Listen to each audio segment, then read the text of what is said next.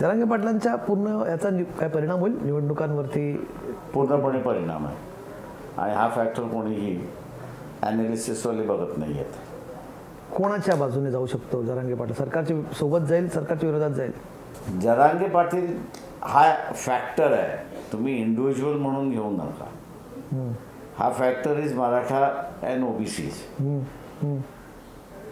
तेव्हा ओबीसी कोणाच्या बाजूने जाईल आणि मराठा कोणाच्या बाजूने जाईल याचं ॲनालिसिस झालं पाहिजे. जरांगे पाटील तर थेट मंडल कमिशनला चॅलेंज करायचे गोष्टी करतात, तेवढं मान्य आहे ना मला. त्याच्यामुळे जागृती ओबीसीमध्ये आली आणि जागृती मराठ्यांमध्ये आली. हा वर्ग कोणाकडे जाणार ह्याच्यावरती अवलंबून आहे. जरांगे पाटील एकटा हा फॅक्टर नाही आहे किंवा इतिहासात छगन भुजबळ हा एकटा फॅक्टर नाही आहे. It is the mass which both represent आणि तो मास कुठल्या बाजूने जाणार हा महत्वाचा आहे. लोकशाही मराठी ऐका, पहा, जागरूक रहा.